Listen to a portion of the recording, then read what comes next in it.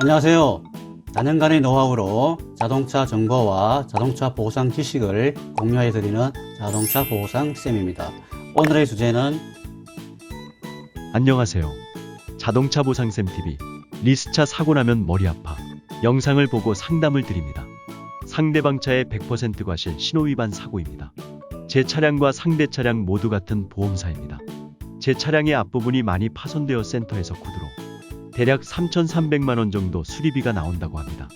수리할 의사는 전혀 없어 상대 보험사에 똑같은 차로 가지고 오라고 했더니 전손 처리를 하자며 가액 3,500만원 지급하겠다고 합니다. 보험사의 말이 맞는지 타당한지 큰 사고를 처음 당하여 잘 모르겠습니다. 문제가 또 있습니다. 보험사에서 임의 전손 처리를 받게 되면 리스 계약을 해지하여야 한다고 합니다. 리스 중도 해지를 하게 되면 선납한 보증금을 손해보게 됩니다. 좋은 방법이 있을까요? 차량 스펙, 사고차 사진, 리스 서류를 카톡으로 전송하였습니다. 확인하여 주실 수 있나요? 네, 알겠습니다. 전송하여 준 자료를 PC로 확대하여 자세히 확인하여 보겠습니다. 서류를 꼼꼼하게 잘 챙겨 보내주셨습니다. 사고 차량 사진을 보니 우측 전면부가 심하게 손상되어 어느 누구나 수리하여 타고 싶은 생각이 없을 정도로 상태가 매우 심각합니다. 차량은 벤처 C200D 아방가르드 모델이며 신차 출고 4년이 경과된 차량이지만 주행거리가 매우 짧고 사고 이력이 전혀 없어 시세평가에 매우 유리합니다. 신차 가격 6,500만원, 자차 차량 가격 3,500만원, 중고차 시세는 3,800만원으로 감정평가됩니다. 수리비 예상액이 시세를 초과하지 아니하므로 정상적인 추정전손은 어려워 보험사에서 임의전손 처리를 하자고 한 것으로 판단됩니다. 임의전손은 분손 처리입니다. 보험사는 잔존물 매각 후 이전 등록을 하기 위해 리스 계약을 정리하라고 한 것입니다. 나는 3,500만원 받고 중도 해지 정상금 2,700만원을 상환하고 나면 3,500만원 빼기 2,700만원은 800만원이 남게 됩니다. 선납한 보증금 1,700만원인데 900만원을 손해보게 됩니다. 나에게 필요한 돈은 해지금 2,700만원 더하기 선납금 1,700만원 총 4,400만원을 손에 쥐어야 큰 손해를 보지 않게 되는 상황입니다. 가해 피해차가 동일한 보험사인 경우 종종 보험사는 차량 가액으로 합의를 보려고 합니다. 소비자는 봉이 아닙니다. 바람직한 보상 방법이 아닙니다. 보험사 하자는 대로 따라 하실 것이 아니라 다른 방법을 찾아야 합니다. 다른 좋은 방법이 있다면 대신하여 보험 처리를 해주실 수 있나요? 자동차 보상 문제로 큰 스트레스를 받고 있으며 보험사와 통화를 하는 것도 이제는 지쳤습니다. 모든 것을 맡기고 싶습니다.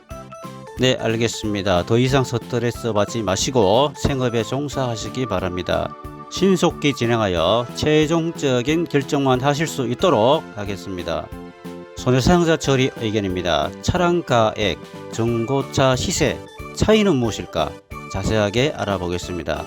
차량 가액이란 자동차 보험 표준약관은 1년을 4분기로 나누어 3개월마다 경과년수에 따라 정률법으로 감가상각률을 적용하여 전산으로 산정되는 금액입니다. 보험용어로 보험가액, 보상한도액이라고도 합니다. 자차 보험 가입 시 보험료 산출 근거로 사용합니다. 시장에서 평가되는 사항은 무시하고 경과년수에 따라 감가상각률에 의하여 산정되는 기계적인 금액입니다. 보험 개발은 전산 데이터에 저장되어 보험사, 관공서 등에서 자료를 활용하고 있습니다. 중고차 시세란 시장에서 수요와 공급에 의해 발생되는 자연적인 금액으로 주행거리, 사고 이력, 관리 상태, 추가 옵션, 튜닝 등을 반영하여 형성되는 시장에서 자연적으로 형성되는 경제적 가치입니다. 일반 소비자는 가액하고 시세를 혼돈하여 사용하는 경우가 많습니다. 대물배상으로 보상을 받을 때 중고차 시세를 잘 알아야 합니다. 차량 가액보다 시세가 높은데 어떻게 하여야 할까요? 보험사가 임의전손을 유도하는 이유는 무엇일까? 보험사의 잔존물 매각에 대한 소견입니다. 보험사는 지급해야 할 보험금에서 잔존물 가치를 공제함으로 손해를 줄이게 됩니다. 잔존물 가치는 어디에서 나오는 것일까? 보험사는 공매를 진행하여 입찰자의 경쟁으로 높은 금액이 나오면 손해를 확 줄일 수 있는데, 중고차 시장의 시세가 높은 경우 잔존물 가치는 시세가 반영되어 가치가 높게 되지만, 나하고 관계가 전혀 없는 경우, 나하고 밀접한 관계가 있는 경우 이것을 잘 판단해야 합니다. 보험사만 좋은 일 시키게 되면 나에게는 불이익이 올 수도 있기 때문입니다. 일반 소비자는 보험사의 잔존물 매각 대금이 많이 나오면 무조건 나에게 덕이 되겠지 하는 경우가 있는데, 보험사는 좋지만 나하고는 아무런 관계가 없을 경우가 있습니다. 오히려 나의 발목을 잡는 경우가 있다는 것에 주의해야 합니다. 보험사는 시세 보상금을 정해놓고 잔존물 가치를 공제하여 보험금이 지급됩니다. 손해보험의 부당 이득금지의 원칙 때문입니다. 시세를 초과하여 소비자가 받게 되면 부당 이득으로 본다고는 하는데, 아무런 잘못 없이 피해를 당한 나의 손해는 얼마일까 따져보아야 합니다.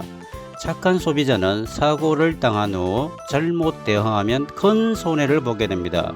결론입니다. 벤처님의 사고 처리는 보험사의 임의전손 처리는 보험사는 좋지만 나에게는 매우 불리한 것으로 판단이 됩니다. 보험사와 미순 수리비, 기타 합의금을 잘 조정하고 사고차는 즉시 처분하여 리스를 정리하는데 큰 손해 없이 마무리하여 드린 사례입니다. 갑작스런 사고로 공경에 처했다 하더라도 용기 잃지 마십시오. 길은 있습니다. 누가 어떻게 인도하느냐가 중요하겠죠. 상담을 주시면 조금이나마 도움을 드리겠습니다. 내용에 공감하시면 좋아요, 구독은 사랑입니다. 고맙습니다.